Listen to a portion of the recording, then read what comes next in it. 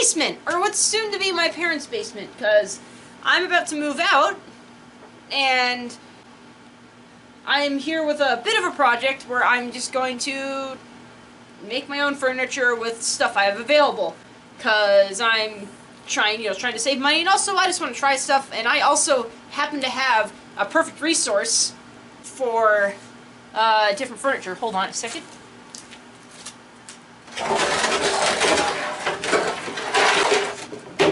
This beauty right here. I work at a place that, occasionally we'll have junk spools, and I'm not, like, taking every single one of them, but a handful, like, this is the only one I'm taking. But they were just going to toss them anyway, so and we always use them as tables in the building themselves. So I figured, and I asked permission, don't worry, but this baby right here is going to be my end table, like a kitchen table. Like, maybe if I raise it up a little bit to, like, this height, or, like, it's almost as tall as, like, a table I got over here that's, like, it could be a bit taller, is what I'm saying. But it needs sanding, it needs reinforcement, it needs staining, it needs to look pretty. So I'm gonna try and film the whole process of me doing this. It's going to be disjointed as hell, because I'm not used to filming maker stuff. I'm not even sure where to start. Like, do I have a stander in here somewhere? So we started with some random fence boards that we placed onto that spool table. I had to put some holes on the top part underneath it because there are some nuts on there. So I had to, like, cover that up, and now it's good. They're nice and flat. So we took these old fence boards, I say we because my mom found these fence boards, and glued them to heck, and then placed them in a staggered pattern onto this spool. It's okay, we were gonna cut it later.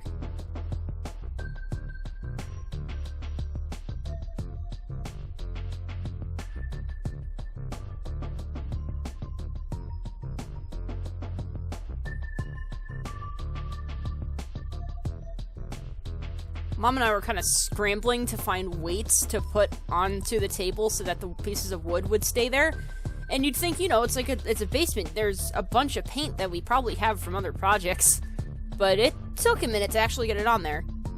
It did work out in the end, though.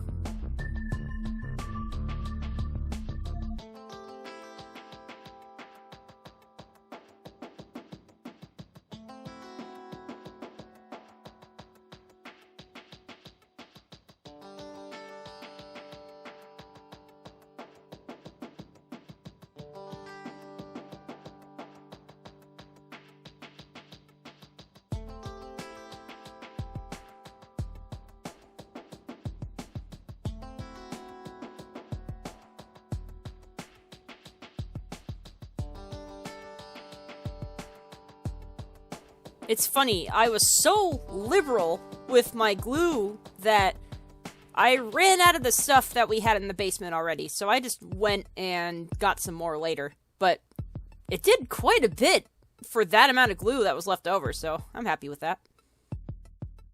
So after screwing all of the boards on off camera and taking a tracing I had gotten of another spool and tracing it onto the table itself, we were ready to go for jigsawing. I kind of wish I had filmed the screwing part, that's okay. You gotta remember, get the safety glasses, and of course the ear things. Can never be too safe. I traced the exact same spool at my workplace with a spare piece of cardboard when I had some downtime, and I thought that would be a good idea to do rather than, bringing the whole spool home or trying to trace at the bottom.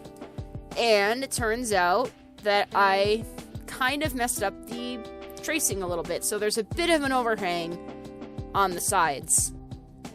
But it's no big deal, it's like an inch of overhang, and once I sand it enough, it'll be fine. I did kind of cut a little too hard in some spaces, but again, sanding, easy fix.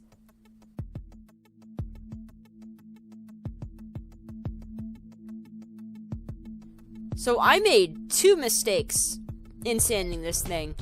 First, I started with fine sandpaper, which still worked, but it took forever to even sand the thing in the first place. And second, I didn't have a face mask on. And there's dust flying everywhere, and I only noticed that there was probably dust flying into my mouth, into my lungs, everywhere, because my glasses, after the fact, were covered in sawdust. So, don't forget your masks. I had everything but the mask, but I did learn my lesson, and the next time I sand, I will have a mask on. Please have a mask on. But now the tables are nice and smooth. I'll probably go through it a few more times before I actually call it finalized. But remember, next time, mask. After that, my mom and I went and tried to cut the bottom of it because we realized that I was going to keep bumping my feet against the thing if it was like, a normal spool. So I went and cut it down with her help and sanded down the sides, making it just a little bit smoother for when we eventually put table legs on there. And also left the sticker on as a reminder of what its original form was. I did have to glue a few of the cracks, though, because there was a few glue cracks, or glue fixable cracks, that I needed to get handled.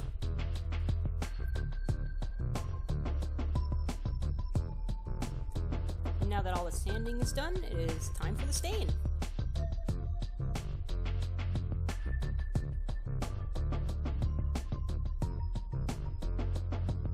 Started off with a light pass, but decided, you know what, this needs a little more kick to it, so I just kind of gave it just a little bit more color, and something about the staining just really makes it look very good.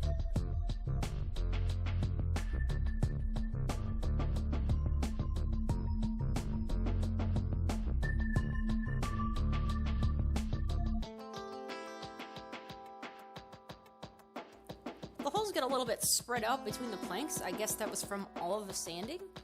So I had to fill those cracks in with a bit of extra stain, which is why I used so much stain in the first place.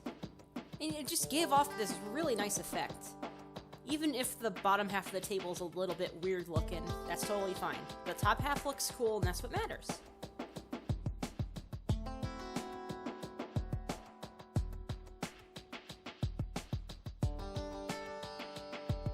Now look at this, look at this. This is like honey stain, I think it was called, and absolutely gorgeous. Really elevated the table from good to great. I did have to put a few reinforcements on there, though.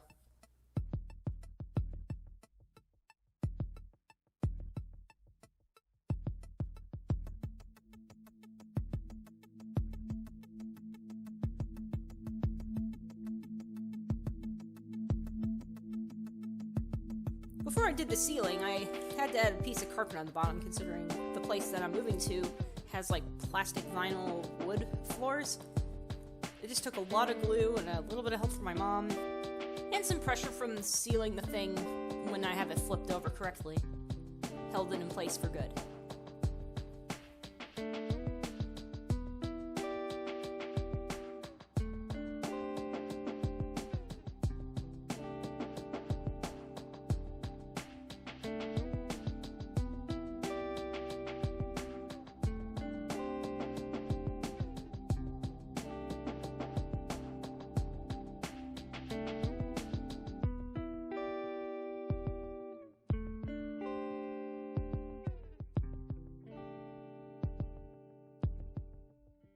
And after a couple coats of sealant, we were good to go to move it into the new place.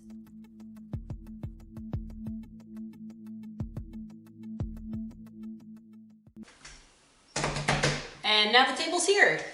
Look at this, it's like soft, it's got pretty colors.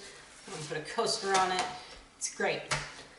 Now, I can't wait to eat my breakfast and just kind of chill on here while I'm waiting for work to start. Now, if you excuse me, I have some unpacking to do. Have a good day.